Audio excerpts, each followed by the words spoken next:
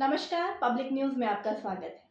आज हम आपको लेकर चलते हैं हरिद्वार, जहां परंपरा, आस्था और श्रद्धा का अद्भुत संगम देखने को मिला है।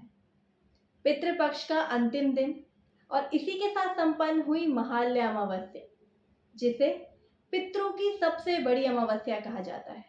हरिद्वार के घाटों पर श्रद्धालुओं का सैलाब उमड़ पड़ा। दूर दराज से आए लोग गंगा तट पर एकत्रित हुए और अपने पूर्वजों की आत्मा की शांति के लिए तर्पण, पिंडदान और विशेष पूजा अर्चना की।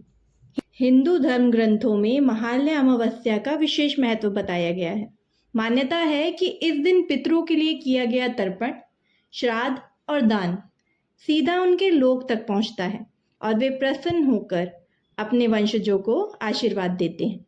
हमारी वरिष्ठ संवाददाता संगीता गुप्ता आज हरिद्वार पहुंची और वहां उन्होंने प्रसिद्ध आचार्य पंडित गणेश दत्त शर्मा जी से विशेष बातचीत की। पंडित जी ने बताया कि महालय अमावस्या पर गंगा तट पर किया गया श्राद्ध पितरों की आत्मा को तृप्त करता है।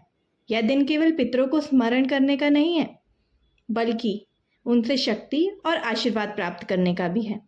तो संतान पूरे श्रद्धा भाव से यह कर्म कांड करती है।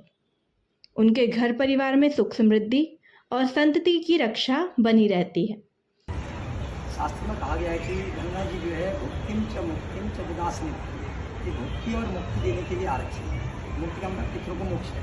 और पितरों का एक जो है पर्व होता है, जैसे हम लोगों का पर्व होता है, त्यौहार होता है, ऐसे पितरों का त्यौहार होता है, जिसे पितृ अमावस्या कहते हैं। जिस किसी सज्जन का भी कोई श्राद्ध छूट जाता है तो ये पितृ अमावस्या में जो है पितरों के दिन इस दिन उनका विसर्जित भी किया जाता है और उनको मोक्ष भी मिल जाता है। फिर गंगा जी के तट पर, और हम मनुष्य हैं तो हमारा परम कर्तव्य क्या है कि 360 दिन होते हैं साल के, उसमें से 2 दिन हमारे पितृगण हमसे मांगते हैं। पहला मांगते हैं कि जो है जिस दिन उनकी मृत्यु हुई हो, दूसरा मांगते हैं श्राद्ध या जो तिथि अगर कोई बाई चांस भूल जाता है तो ये अमावस्या के दिन आपके गंगा जी के तट पर हो। वैसे 7 पुरियाँ बताई गई हमारी, अयोध्या, मथुरा, माया, काशी, कांची, जवंतिका पुरी। इन पुरियों में जो है श्राद्ध पिंड तर्पण करने से पितरों को बहुत आनंद होता है। जैसे हमारे कुल में कोई अच्छी पदवी में पहुंच जाता है, यानी कि एक से एक स्टार पदवी में, तो ऐसे ही हमारे जब हम अपने पूर्वजों को नाम से करते हैं, तीर्थों में करते हैं, तो जैसे हम स्टार बनने से और बड़े बड़े बनने से जो है श्रेष्ठ हो जाते हैं, ऐसे ही हमारे पितृगण भी जब हम तीर्थों में करते हैं तो बहुत प्रसन्न हो जाते हैं।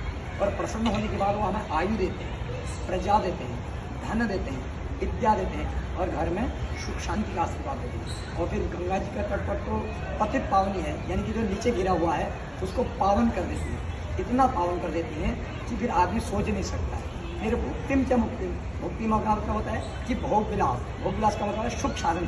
सुख साधन का मतलब जैसे अंबानी जी लगा लो उदाहरण के तौर पर, उनके पास कोई कमी नहीं है, जो बड़े बड़े रईस लोग हैं ना, ऐसे ही जो पितृ की कृपा होने से और गंगा माई की कृपा होने से तो वो बन जाते भुक्तिम और मुक्तिम, या जिसकी जैसी भावना होती है। शास्त्र में कहा गया है कि भावानुसारेण सदा नारायण, आपके जैसे जैसे भाव होते हैं वैसे वैसे जो है गंगा मैया क्या करते हैं, उस भाव के हिसाब से उसको फल प्रदान कर दें।